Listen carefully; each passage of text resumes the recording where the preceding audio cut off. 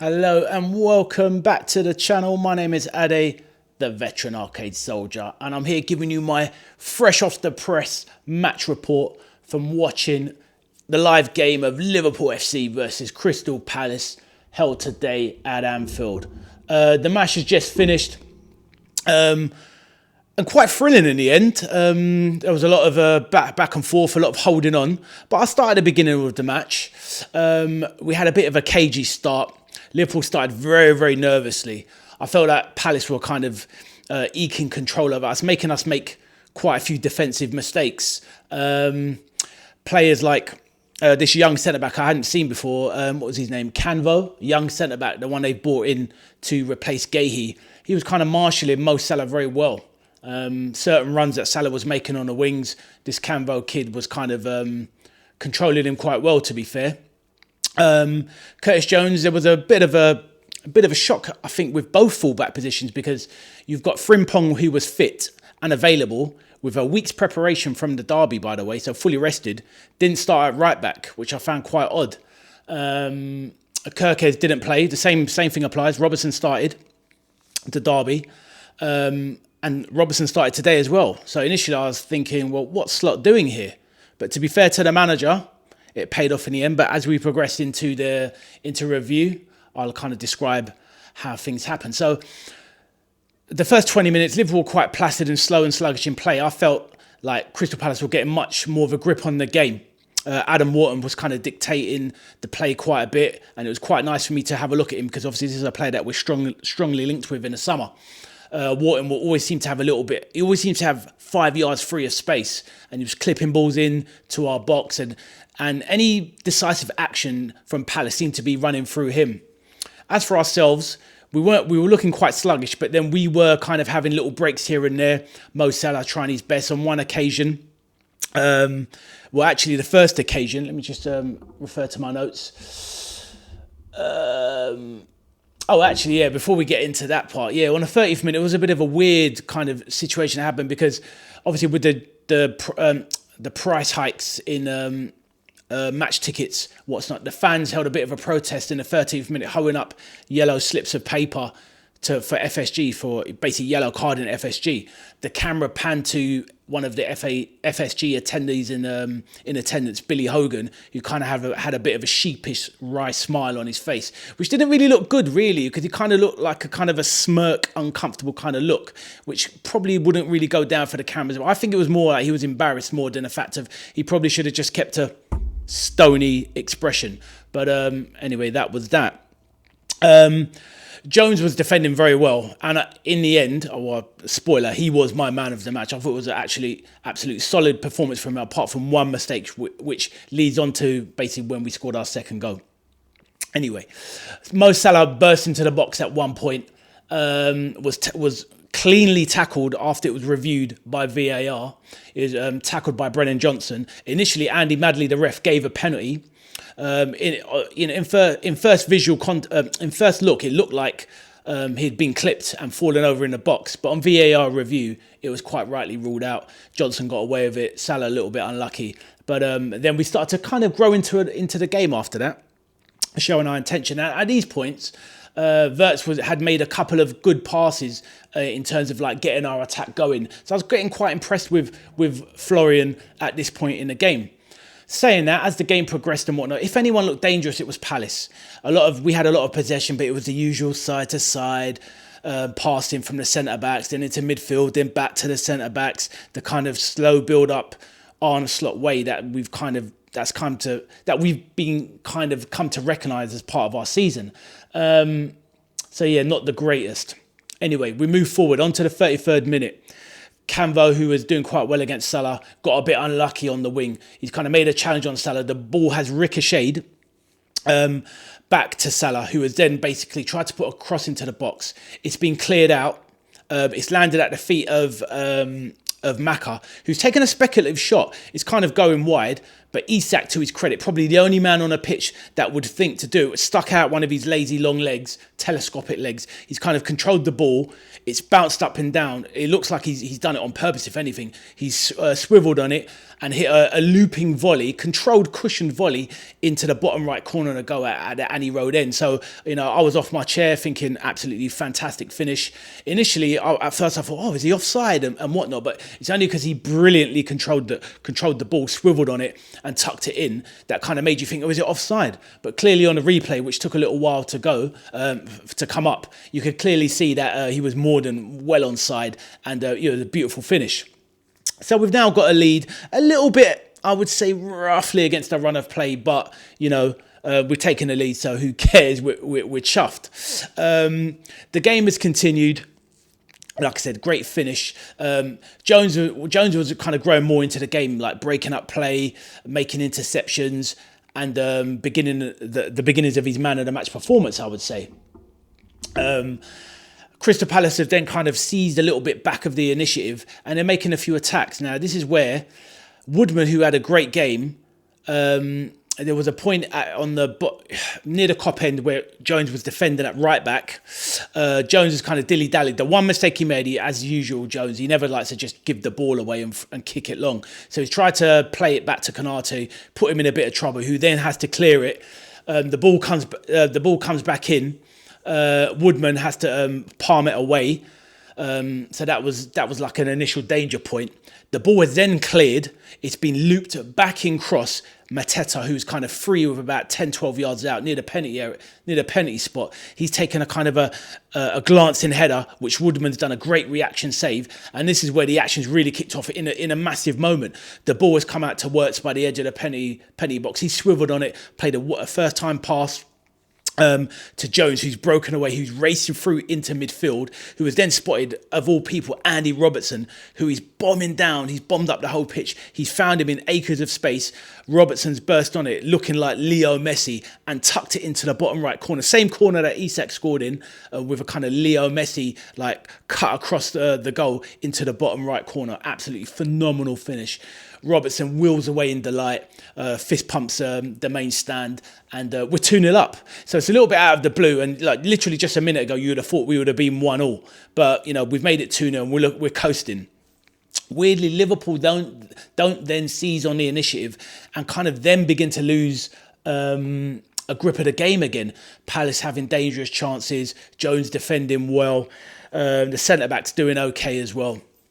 A speculative corner comes in on the 46th minute.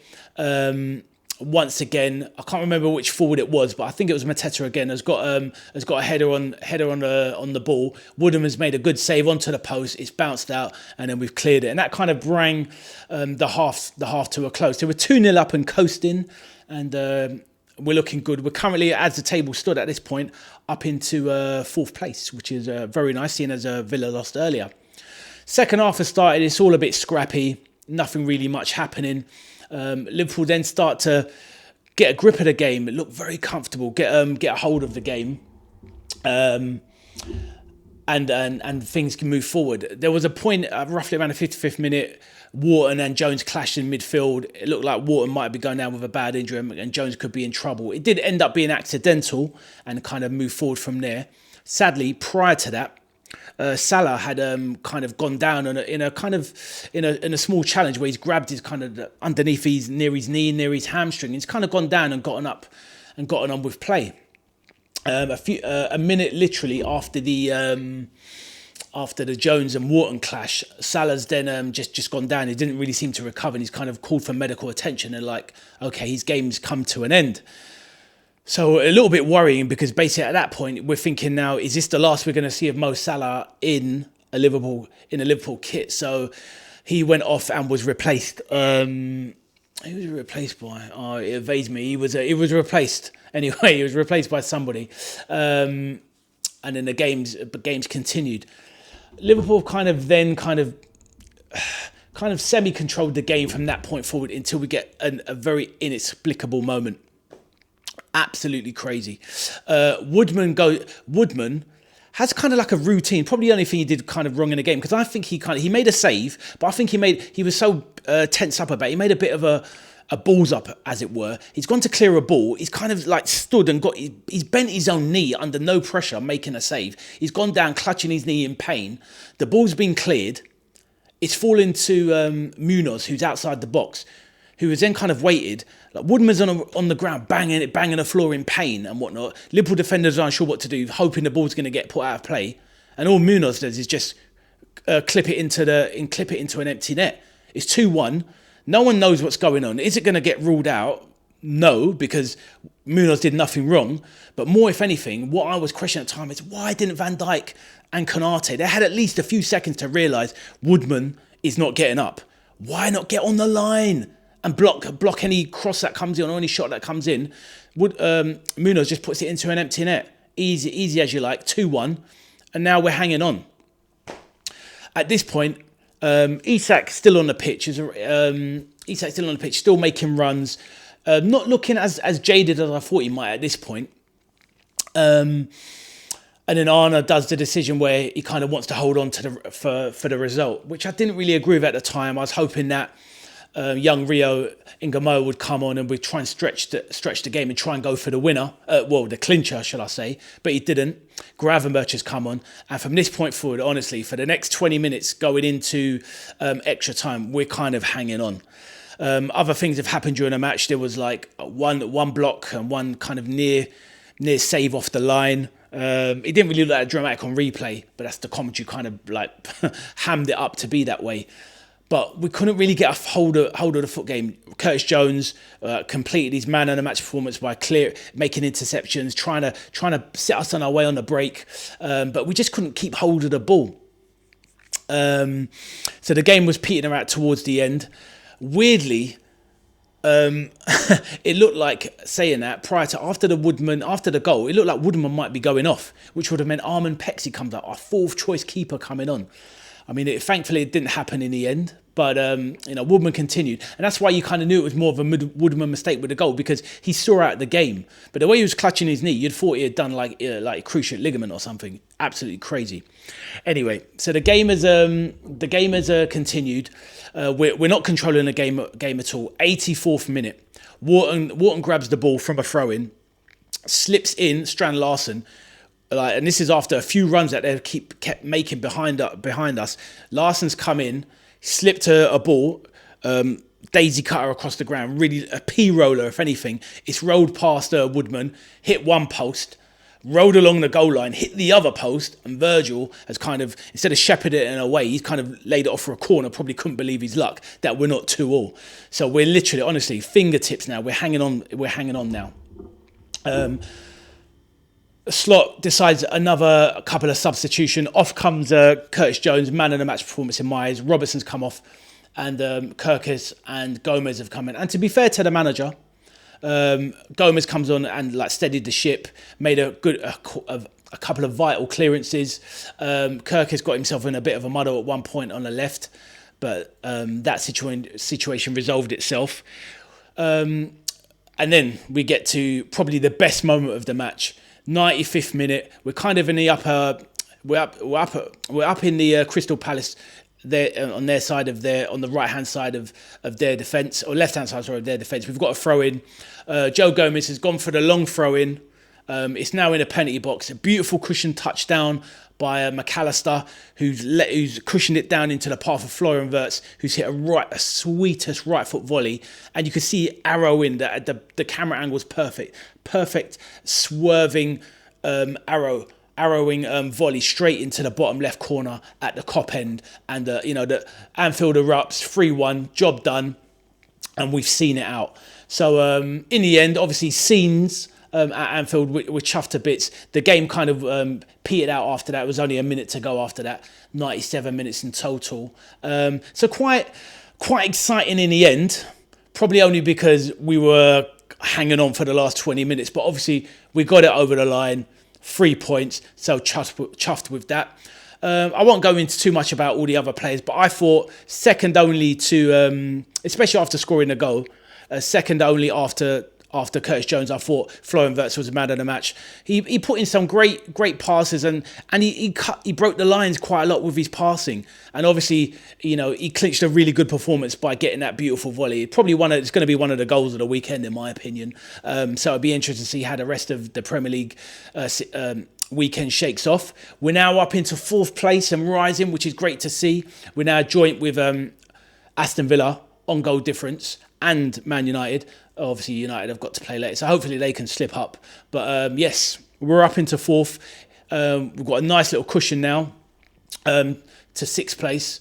So, we're looking good for Champions League. So on this note, I'll cut the review there. I won't go into talking about Arne Slot's future or anything like that, because I could drone on about that forever, to be honest. So yeah, just chuffed that we got the win, 3 points, and yeah. So thank you for joining me on my review of the match. I'd love to hear your comments, and hopefully whether you saw the game live or you catch the game highlights later. But do let me know in the comments section what you thought of our performance today. If I was looking at it, I'll give it a solid C. We were solid in places, we were shaky in places. It was just the usual Liverpool performance this season. I think the difference is that our quality in attack shone through.